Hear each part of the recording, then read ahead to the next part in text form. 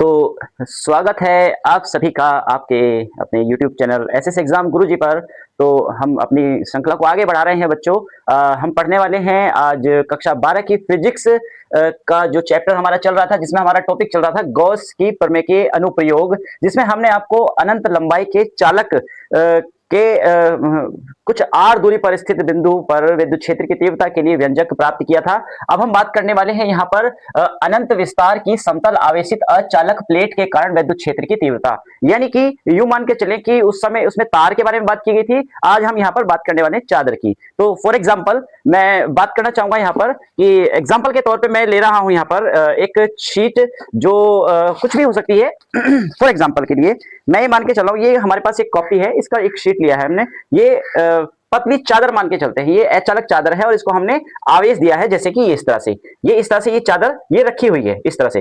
यहाँ पर ये दिखाने के लिए हमने ये चित्र यहाँ पर बनाया है। इसको प्लस आवेश चार्ज दिया गया है, यानी कि अगर ये प्लस आवेश चार्ज है तो ये शीट अगर मैंने ऐसे रखी है तो इसके कितनी दूरी पर, मान के चलिए कि ये शीट ऐसे के ऐसे रखी हुई है और इस शीट से इतनी दूरी पर, यहाँ पर आर दूरी पर, यहाँ पर एक बिंदु पी है, इस पर विद्युत क्षेत्र की तीव्रता ज्ञात करनी है, जैसे कि ये आपको यहाँ पर दिखाई दे रहा है। ठीक है ना। तो चलिए, उम्मीद है कि आपको समझ में आ गया होगा कि ये जो समतल चादर है ये किस तरह से हमने यहाँ पर ली है। ठीक है ना।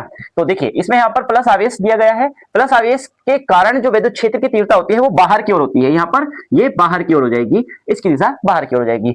हमने एक बात देखी है यहाँ पर कि इस चादर के एक छोटे से हिस्से को ले लिया है जिसका क्षेत्रफल ए है। ठीक है ना, डी ए क्षेत्रफल हमने ले लिया है, इसकी दिशा बाहर की ओर है, ये क्षेत्रफल सदिश है। ठीक है। और इन दोनों की दिशा जब एक ही साइड में है तो इसके बीच में जो कोण है वो जीरो कोण है। कितना है? जीरो कोण। अब जाहिर सी बात है, चादर के इधर अगर बिंदु आर दूरी पर विद्युत क्षेत्र की तीव्रता जो होगी, उसी चादर के दूसरी तरफ भी उसी बिंदु पर उतनी ही दूरी पर विद्युत क्षेत्र की तीव्रता उतनी होगी। तो यहां पर हमने जैसे ये बिंदु पी लिया, ऐसे ही हमने यहां पर बिंदु पी डैश ले लिया, पी डैश ले लिया। यहां पर भी वही प्रोसेस होगा, ये डी ए वेक्टर और ई वेक्टर, इसकी दिशा भी ऐसे ही होने वाली है और यहां पर भी थीटा का जो एंगल है वो जीरो होने वाला है। ठीक है। तो एग्जाम में जब ये क्वेश्चन आता है तो क्वेश्चन इस तरह से पूछा जाता है कि अनंत विस्तार की समतल आवेशित अचालक प्लेट के कारण विद्युत क्षेत्र की तीव्रता के लिए व्यंजक ज्ञात कीजिए। तो हम यहां पर ज्ञात करने वाले हैं। तो हम ये लेंगे, माना ये ए है, ये बी, ये सी, ये हमने इस तरह से माना हमने लिख दिया है। माना ए बी सी डी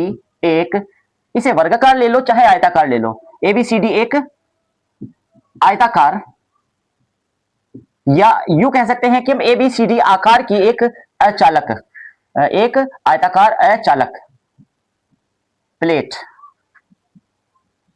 प्लेट है जिसे आर दूरी पर, कितनी दूरी पर? आर दूरी पर, जिसे आर दूरी पर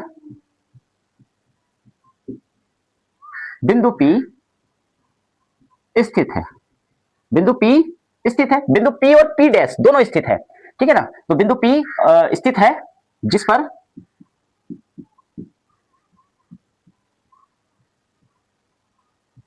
वैद्युत क्षेत्र की तीव्रता ज्ञात करनी है, ज्ञात करनी है।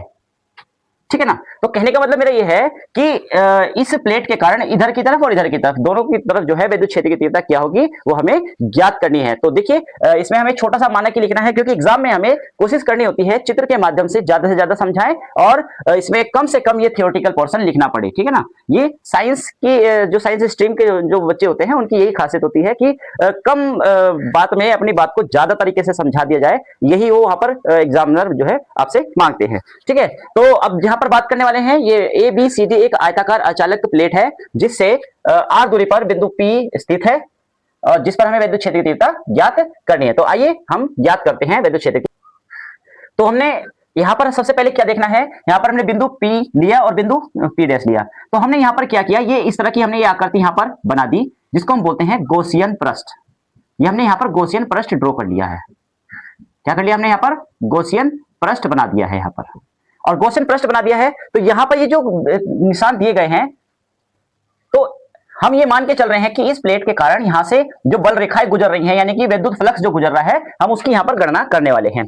तो हम इसमें डायरेक्टली बात करेंगे यहां पर कि समांतर प्लेट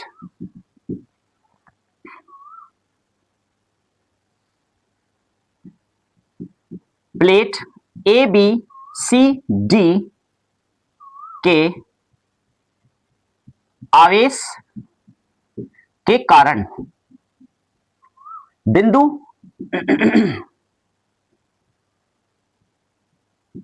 बिंदु P व P डैश से होकर गुजरने वाला कुल फ्लक्स, कुल फ्लक्स देखिए यहां पर हम बात करने वाले कुल फ्लक्स फाई ई बराबर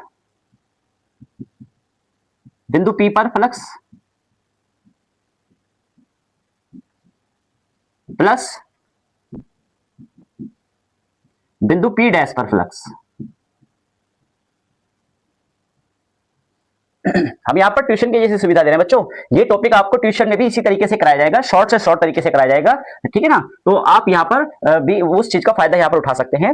और अगर आपको हमारे चैनल पर ये पढ़ाना अच्छा लगता है तो आप हमारी वीडियो को लाइक जरूर करें, क्योंकि लाइक करने से हमें मोटिवेशन मिलेगा और हम और बेहतर मेहनत आपके लिए करेंगे। और हमारे अगर आपको हमारे चैनल पर अगर आपको ये वीडियो पसंद आती है तो आप अपने दोस्तों के साथ साझा जरूर करें, ठीक है ना। तो बिंदु P पर फ्लक्स, बिंदु P पर फ्लक्स ये phi E vector dot D vector, और ये भी यहां पर भी इसी तरह से ही होगा क्योंकि क्षेत्रफल हमारे पास सेम है, ठीक है।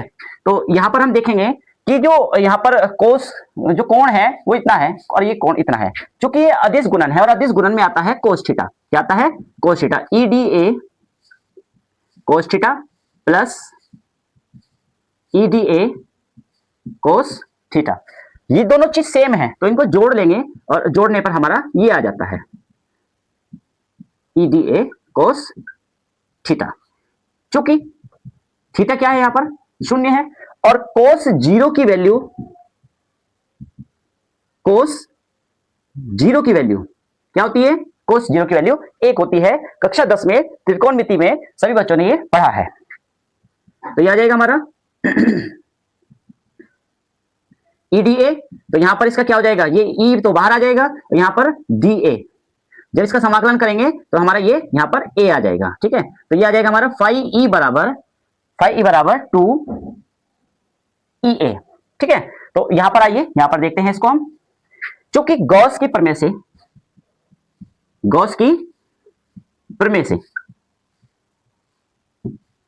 तो बताइए, गॉस की प्रमेय मैंने आपको पहले भी पढ़ाई है, तो इसमें गॉस की प्रमेय क्या होती है? गॉस की प्रमेय से हमें पता चलता है फाई ई बराबर क्यू बटे एप्सिलॉन नॉट। तो ये फाई ई की जगह हम ये वैल्यू यहां पर पुट कर देते हैं, तो ये आ जाएगा हमारा क्यू बटे एप्सिलॉन नॉट बराबर 2EA।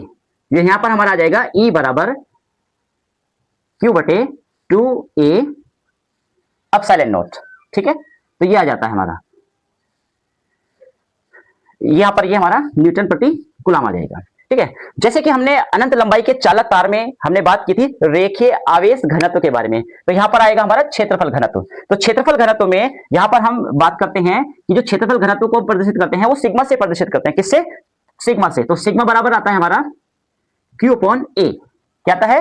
Q upon A। क्षेत्रफल घनत्व कहते किसे कहें?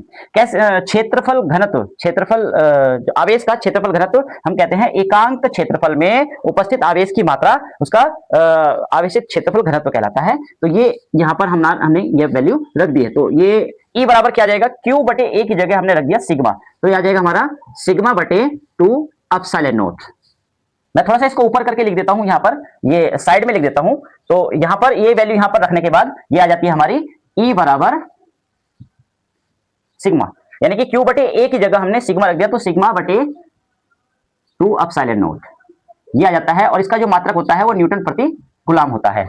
तो उम्मीद है आप सभी को ये टॉपिक समझ में आ गया होगा, और ये भी उम्मीद है कि इससे आसान आप लोगों को कहीं मिलने वाला नहीं है। अगर एग्जाम में आपको ये टॉपिक आता है तो आप इसको हूबहू बिल्कुल ऐसे ही सेम लिख सकते हैं, बिल्कुल आसान तरीके से। तो सब्सक्राइब कीजिए हमारे चैनल को और बेल आइकन को ऑन कर दीजिए, ताकि हम जब भी नेक्स्ट वीडियो अपनी डालें तो आपको तुरंत सूचना इसकी मिल जाए। और ऐसी ही वीडियो हम आपके लिए लगातार बनाते रहेंगे, ताकि आपको जो आपके ट्यूशन में पैसा खर्च होता है उसकी भी बचत हो, और आप अपने माँ बाप का नाम भी रोशन कर सके अच्छे से अच्छे पढ़ के।